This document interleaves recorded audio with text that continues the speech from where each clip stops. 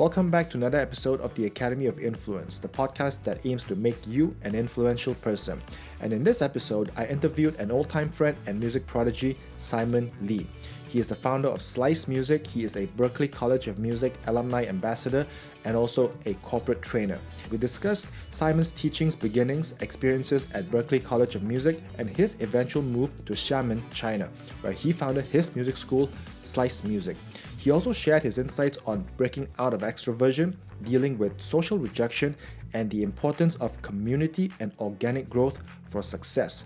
Now, without further ado, let's dive right in. Welcome to another episode of the Academy of Influence. And in this episode, I have a really old friend of mine, someone I've known for more than 20 years. We go back to, I think, 2004, 2005. And my impression of you is you are a very extroverted social butterfly, a music prodigy. And I don't know if you know this, but I actually look up to you as a musician because you were the kind of person that I was trying to be. You were really talented in performance, you have perfect pitch, and you were able to do things so flawlessly and so easily that I felt like I was very inadequate. So in my during my early days, I set you up as like my role model, and I was thinking one day if I could be like Xiamen, that would mean success to me. And it has been 20 years. A lot has happened in your life and your career. So one question I like to ask is, how would you describe yourself? How would I describe myself? Honestly, you just flattered me. I just keep things simple and just do what I gotta do most of the time. Yeah, keep it real, just keep going. This is more of who I am. Yeah. Yeah, that's good. But are you the kind of person that would slap a label on yourself? For example, Simon the educator, Simon the musician. Well, usually I just say I'm a musician. If people ask what do I do in this music line, I focus mainly on education. I perform occasionally with some artists, and that's what I mainly do.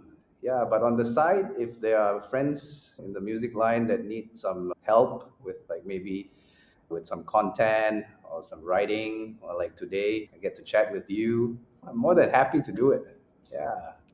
Well, and also I'm really thankful that we are able to do this. So my impression of you is you are one musician, two educator. Now, I would like you to maybe talk about how did you start out in your career and how did you end up where you are at right now? What's the journey like in your own words? Well, when I was studying in college, I had a senior who asked me to replace a class that she was teaching, and I took it on. And then naturally, I just felt like I like to share. I like to share what I know with music, my love for music. And it started there. I just realized then that I truly enjoyed sharing. And after that, I continued my studies and went all the way to Boston with you. And then after that, we did things together. Then after Boston, I came back to Malaysia. I was teaching in a university as well as a college. Then I made my move to China a few years after that, mainly to challenge myself because back then my Chinese wasn't that fluent. I wanted to face my fears a little bit. So I went to Xiamen, China. So basically, we've been nurturing people, students of from young to even old age, those who are interested, who have the interest in music. It starts off with something simple as that. Basically, my passion and what makes me truly happy is to share my love for music with everyone who is interested.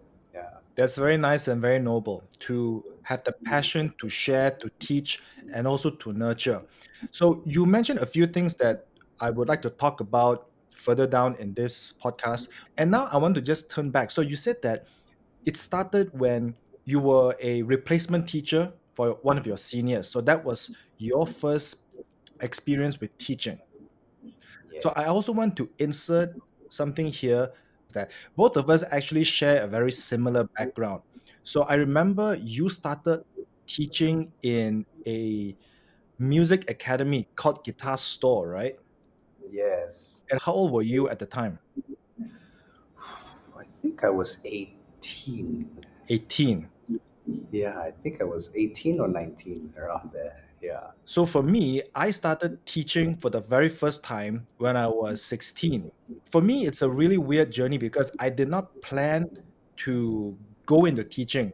I just so happened to be in that environment to get some working experience, and just so happened one day, actually quite similar in your case, one of our teachers, he needed a replacement and just threw me into the pit, and I became a teacher without knowing what being a teacher meant or what being a teacher needed to know and do. So in your case, when you did it for the very first time, how did you feel, and did you see yourself becoming an educator down the line from that, or did it have some kind of process that led you to take education seriously? Okay. Let me add on a little bit to my first days of teaching. First days of teaching music specifically was what I mentioned earlier. But prior to that, I actually did help teach in a kindergarten also. Mm. There was probably 1 or 2 years before that. So I did have a little bit of teaching experience then. But the music part, basically, I just said yes. I just went in and I just basically faced it somehow without thinking too much. And after facing it, as I mentioned, I realized that I enjoy helping them because they seem happy. Mhm. I just told myself, like, I think this is what I want to do. At that moment, it was, I think this is what I want to do. But soon after that, this thought of like, okay, I really want to do this this thought was really set in my mind already. Yeah. So it didn't take that long for that experience to plant a seed in your head to make you want to become an educator. Actually, no. Yeah, Wow. no. So I remember when I first met you, we met in ICOM, International College of Music. It's a music college in Malaysia. So was it fair to say that when you went into ICOM, you already had the seeds of education planted and you were just on your way to fulfilling that dream? Because most people I met in music college, doesn't matter if it's ICOM or Berkeley, they have a much bigger music dream. It always usually involves a stage, an award, or a big project. A performer could envision himself or herself being a sessionist for a celebrity, or becoming an artist themselves, or in my case, a composer wanting to score for the next blockbuster. So in your case, it was just education. Yes, I mean, the main thing in my mind was education. But of course, I faced the other things as well Mhm. for educating others. And this Yeah. actually makes a lot of sense right now because I never had this conversation with you. Because when I first met you, I knew you exist. I've seen you around. I've heard of the name Simon Lee because everyone is like, oh, if you need someone to tutor you, look for Simon Lee. So you already had that reputation of the go to person for school related assignments. Wow, Yeah. I did not know that. Yeah, that was my first introduction to you. So this is the classic case of your reputation precedes you. Hmm. So it actually makes a lot of sense because now thinking back to how I was initially introduced to you, this really fits into your much larger vision and your goal to becoming an educator. Okay, so now that we know that has always been your goal, it wasn't something that happened along the way and it's like, okay, maybe I could try education. So, what was your ultimate goal back then when you started out? Was it an academy? Was it a university? Was it becoming a professor in Berkeley, or what was it? Actually, I'm a very family oriented person. I like to be around family, and my goals for my career is since back then is to just have a small little school to be able to share my love to the few or even more. If it naturally grows, then it grows. So my goal was actually just that, nothing too big. And I know there's only 24 hours in a day. I can't do everything myself. Hmm. A lot of people try to be, like you said, they try to go to big stages and this and that. That was their goal. But maybe I just took a different approach. Maybe some other people are similar with me. Of course, there's all kinds of people in the world. But yeah, I wanted to do the performance thing, the managing, marketing thing, and this and that. It's all for education at the end of the day. Yeah. So you mentioned that apart from just focusing on the education aspect, you got into many different things. You co-produced a video game orchestra. If I remember correctly, you marketed for nightclubs. Yes, I did. And then Yes. you even worked in a chiropractor's office. Yes, I did. Back then, when because again, just to insert another note, I was there when all this happened. And to be honest, from my point of view, it really adds on to my admiration for you because when I first knew you, you were this music personality. I was like, wow, if only I could be like that. And then when I went to the US and hung out with you a lot more, I was like, how can one person be so good at everything? I never thought so, Okay, to be honest. okay, now that you're hearing this from me, what is going through your mind? Because from my point of view, that's how it really seemed. This guy is like multi-talented. He can do music and non-music related things almost with ease. First of all, early on you mentioned that I seem like a very extroverted person, right? Actually, in my much younger days, I was a total introvert. Actually, most people won't believe, especially those that met me before, especially lately or college days onwards. I'm shocked to hear this. Yeah, I was actually an introvert. Yeah, and I took on all these, like this marketing thing, helping people think, for two reasons. One is to basically break out of that introverted self of mine, Hmm. because I realized that I can't be stuck there forever. I should get out there. And so maybe I was doing a little bit more than most people because of that. Number two is because I did want to start this music school, and I had almost zero knowledge on how to run a business at the beginning during my college days. So I thought to myself, why not get a hands on experience from the chiropractor, from taking on projects, to learn that way? Yeah, So would you say that you are self-motivated? I would say so. Okay, Yes. so mentioning about this, because I'm sure even on your side, you would have come across people who are introverts who also know that they should take certain steps to get put themselves out there to improve their social skills and whatnot, but they always feel like there is something holding them back. So in your case, do you have any advice for people how they can change their mindset and be self-motivated to break out of that mold, break out of that comfort zone? Okay. Before I self motivate myself, I do have friends and family who realized that I was an introvert. Mm. Oftentimes they ask me to, like, hey Simon, you should try this, you should try that. I remember those moments. And then one fine day when I decided to do the marketing thing, I just told myself, okay, I'm going to take all this advice and I'll just do it. So for all of you, if especially if you're introverts or you're wanting to try something new or something that you're not familiar with, I would say just do it.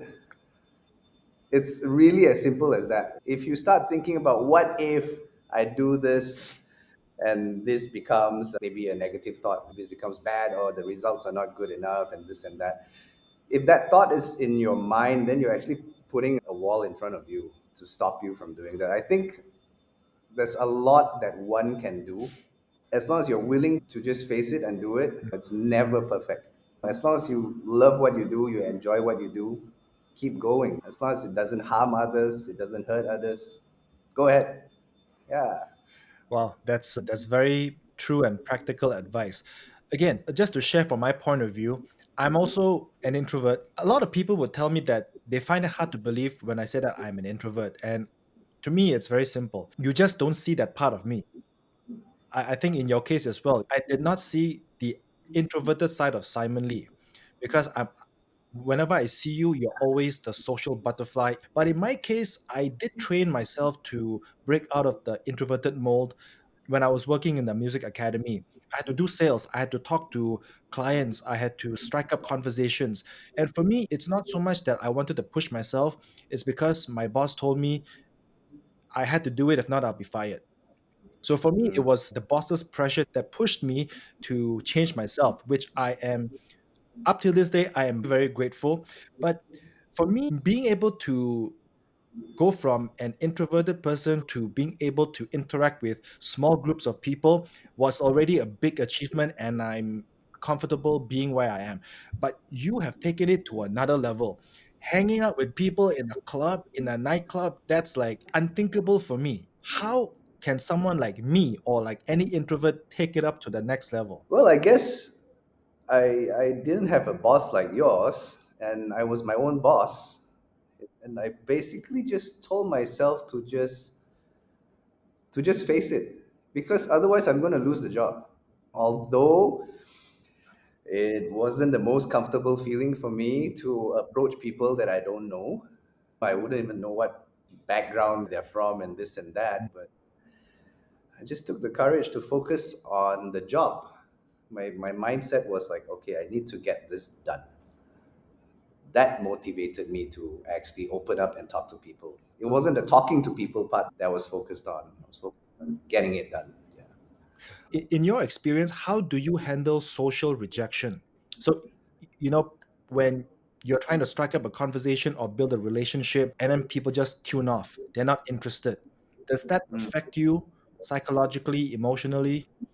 Well, coming from a music background, of course, especially when I was in my college days, I took all these to heart. But then again, I do talk to the few close friends that I have about it. And thankful enough, they are oftentimes very encouraging. I said, don't take it to heart. You don't owe them anything. You actually didn't do anything wrong to them. It's just everyone has their own thoughts. Mm. So I brought this mindset up till today. Even if I face social rejection, I'm used to it in a way. It's not that I don't care, but everyone has their choices and preferences. So, So can I summarize this into don't take things personally? yes, you can. Okay, so ladies and gentlemen, don't take things personally. It's not personal, it's just strictly business and interaction. Just do what you have to do, and whatever the outcome, just accept it with grace and just move on. Yes. I mean, not forgetting focus on your passion most. Okay, since we're talking about social interaction and since we're also in music, I want to add one more question. So, in music, particularly, we sometimes come across individuals with outsized ego. I'm sure both of us have come across people like that. Either they think they are above everyone or they're just way above their head. How do you deal with people like that? There's two situations. One is, do I need to deal with them or not? And two, if I really need to deal with them. Okay, so back to the first one. If I don't need to deal with them, I try to put on my introvert hat again and just shy away just to avoid whatever things that may happen. But if it's the second situation where I have to face it, again, don't take it personal. Mhm. Focus on the task or the duty that I need to do and just get it done. It's really as simple as that. Although I may get sensitive, but oftentimes I just tell myself, I can't change a person. If the person's like that, I try not to judge them as well. But life goes on. You got to get the thing done. Yeah. Actually, I think that's really wonderful advice because one thing I realize is a lot of us, we are always trying to find remedies for things that we can just ignore. Like you Yeah. said, if you don't have to deal with them, don't force yourself to deal with them. Don't make things difficult for both you and them. Yeah. But if you really have to, then you'll somehow find a way. Yes. Wonderful advice. Thank you. Thank you. Okay, now I'd like to move on to the next topic, which is about Berkeley, our Okay. experiences in Berkeley. Because, again, among the many things we share, this is also one thing that we have in common. We actually became a lot closer because of Berkeley. In Malaysia, we knew about each other. It was only during the Berkeley time I got really close to you. So nowadays, a lot of people go to Berkeley because of the name. It's a famous music school. It's one of the best. It's where Mm. so and so graduated. So, Simon, why did you choose Berkeley? Why did I choose Berkeley? I was mainly classically trained. I did the ABRSM, Trinity, and also Yamaha, but mostly classically trained. And I was always very curious on how music is made. I've went through all sorts of music teachers that I could realistically find at that time. I come from a small town in Malaysia. Long story short, I went through a bunch of teachers, but there was still this hunger for wanting to know more about music. For example, when I was a kid, I liked to watch Disney movies, right? Mm. And oftentimes I just wonder how amazing if I could ever start writing these kind of music. I mean, of course, I didn't take that route, but I was just wondering. I was curious. I was a kid. So it started there. And then one day I spoke to my parents, and then my dad was looking into like which schools should I get you into or try to get you into. Of course, it was mainly based on my own choice. They were there to support. And my dad was like, hey, why don't you check out Berkeley? It seems like people are very creative over there and it's very diverse. It looks like something you are looking for, not only in terms of performance, there's also film scoring, there's also like sound design classes. Can I ask one thing? So this was the early 2000s and this was pre-smartphones and even websites weren't that common, because how I found out about Berkeley is because of two things. One is a few of my favorite guitar players graduated from Berkeley, so it's common knowledge for that. And number two is brochures.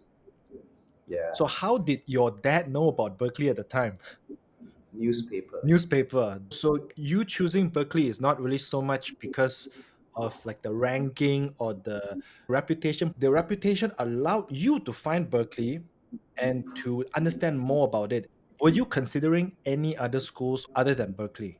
Of course, initially I wanted to go to UK. Okay. Yeah, but after I found Berkeley, I did some research and just naturally felt like, okay, this is it. I hope to be able to get into the school. Yeah, And you did. and we did. So both of us, we are from Malaysia. And one thing I want to ask from a Berkeley alumni to another Berkeley alumni, were there any cultural shocks for you? Either the general culture or the education culture? Actually, no, I was very happy to be there. Reason being, culturally, I grew up with different kinds of cultures here in Malaysia. I just don't hang out with, for instance, by descent, I'm Chinese. I just don't just hang out with Chinese people most of the time. I guess it's the way I grew up. I mix around, even our family friends, it's all sorts of races. So culturally, I was open minded. But what about So the education culture? yeah, education culture. I guess, first of all, maybe we went overseas and we were more thankful of the experience, being able to study abroad and to learn more. I think that itself naturally made us more motivated to study more over there, I think.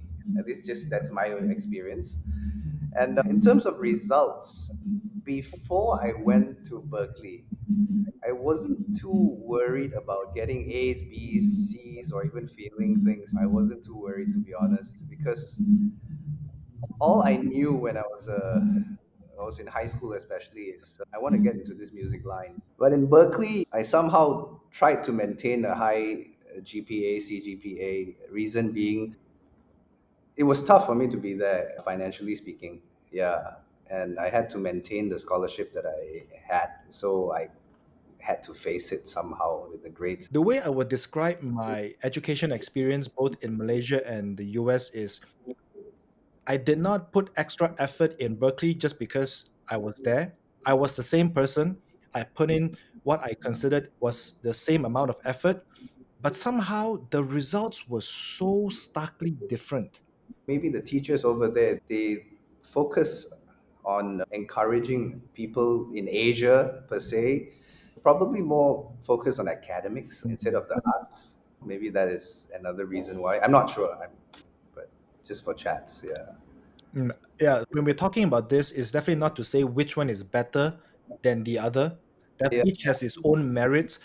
because I'm not so much the academic kind of person.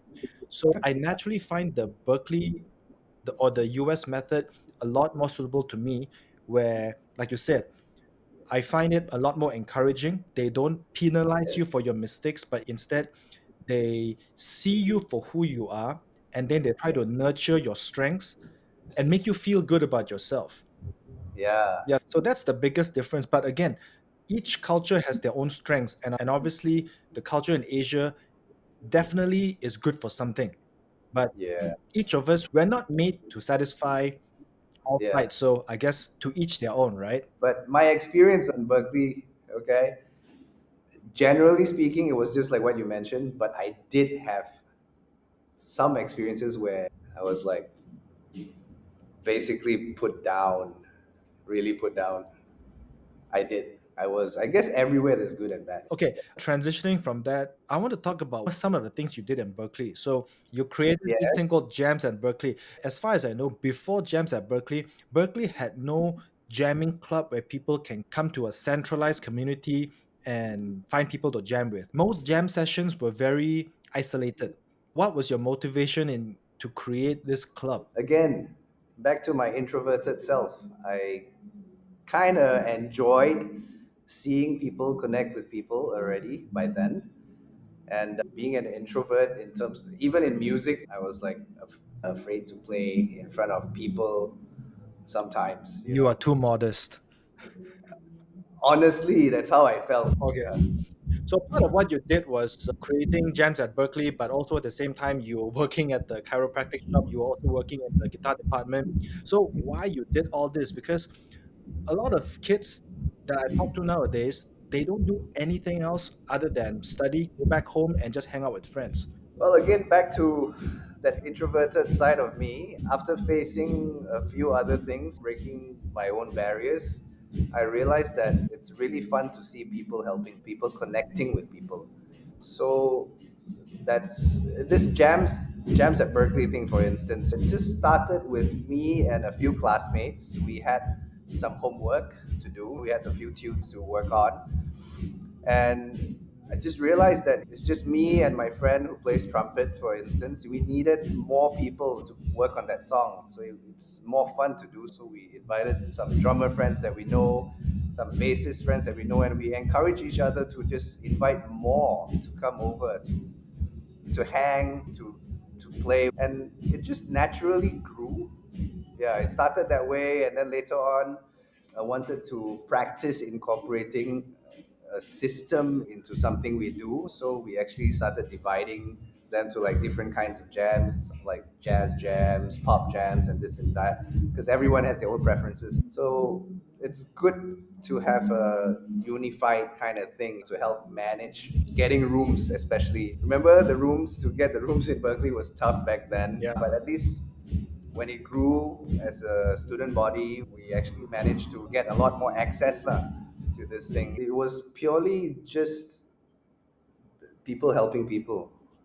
That's a very strong and powerful line, just people helping people. So, one thing I also want to ask is for people who are currently in Berkeley, what can they do to better maximize their experience at Berkeley, apart from just getting good grades and graduating with honors? Socializing, meet more people.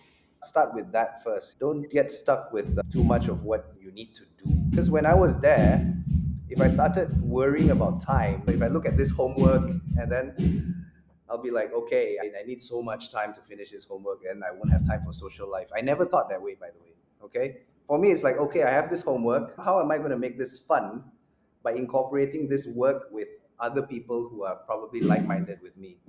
So I'm often in search for like minded people with the task that I need to do, and naturally, they may need to do it as well. And it just happened that way. So registered it as a club, and then somehow we got more support from the school, and it just happened naturally. Yeah. If there's one big takeaway I have with you so far is don't make it about yourself, make it about the community. And when you think from a community point of view, you're not just thinking about what can I get out of it, it's also what can we create together as a community. Yes, definitely. Definitely. Fantastic. What can Fantastic. we create? Never think I, think we. Yes. Think we. Yeah. Okay, now transitioning to the next part. So you've had great success in Berkeley. Now, your next chapter involved you moving to Xiamen, China. Now, my question is, can you please share with us what happened then and why Xiamen? Please tell us your story. Okay. When I was teaching in the college in Malaysia before I moved to China, I had a few students, who knew about this dream of mine wanting to start a music school. And they did suggest, why don't you go to China? Check it out. I had zero knowledge about China back then. All I knew is like, okay, basically, I was struggling to even construct a sentence with a proper sentence in Chinese. So one day I just told myself, okay, I'm going to take a vacation. I'm just going to travel China, visit people that I know. You were one of them. Yeah. Okay, so I went over to a bunch of cities. I remember Chengdu, Chongqing, Zhuhai, where else? Shanghai, Beijing, Xiamen. And you know what? When I arrived Xiamen, it was just the feeling. I don't know how to explain this in words. I felt comfortable right away. As soon as I landed, the food wise, it was pretty similar with some of our Malaysian cuisine. The weather was nice. The cold wasn't too cold. The warm wasn't too warm. It is not too big, not too small. It's just an island. Xiamen's an island. Somehow that introvert in me is still present. So if it's a big city, it may be too overwhelming for me, especially trying to learn about the language, the culture, and all. So I chose Xiamen simply for that reason, where it's still manageable. Because that was in 2014, right? Yes, Your academy, your school is still there. So yes. can you please tell us a bit about your school? Well, um, let me start with how it started there. It started from jamming. I tried to meet a few people that actually like to jam. Started off with some blues jams and this and that. People were eager to know. So I thought, hey, you know what? Maybe there's a market here in the city. Why don't I start trying to start something up here? So Did you consider any of the big cities before that? no, No. not at all. Yeah, because It was just too cliche, right? yeah, it was too cliche. I mean, if it takes me to a big city, why not? Sometimes the big cities, they are not the only answers around. Just because they are big, just because they are famous, doesn't mean that it's the right one for you. For me, I didn't choose Shanghai. I always tell people Shanghai chose me. So in your case, you found success in Xiamen. Would you agree to that? I agree, of course, but not forgetting I can't do it alone. Of course, I have friends over there, people who are supportive, people who are in the team. It's Mhm. always been very supportive. Okay. Now that we are coming to the end of the podcast, so I want to ask you, what is success to you? Has it always been the same or did it change? Success to me, that's a very good question. To me, as long as I'm happy and the few around my loved ones are happy, to me that's being successful already. Yeah, but in terms of career, I'm more than happy already because my goals have been reached and I can't ask for more. Yeah. And I think that really ties up this whole podcast very perfectly and it really fits into your theme. You are someone who understands what it means to be contented. You're someone who understands that growth, success has to come organically with the people around you. Yeah. It shouldn't be something that is forced. Go with the flow. It's very important. It's a different kind of balance, but not totally, of course. You need to have some system with it. Yeah. Good balance. Thank you so much, Simon, for being on this podcast again. I really enjoyed this conversation. So I will leave Simon's socials in the comment box below. If anyone's interested to reach out to him, you can get in touch. And till the next time, Yeah. thanks. And please mention that you got to know me through this podcast, okay? Yay. No, thank you. And that's it for another episode of Academy of Influence. Catch you next time. Bye bye.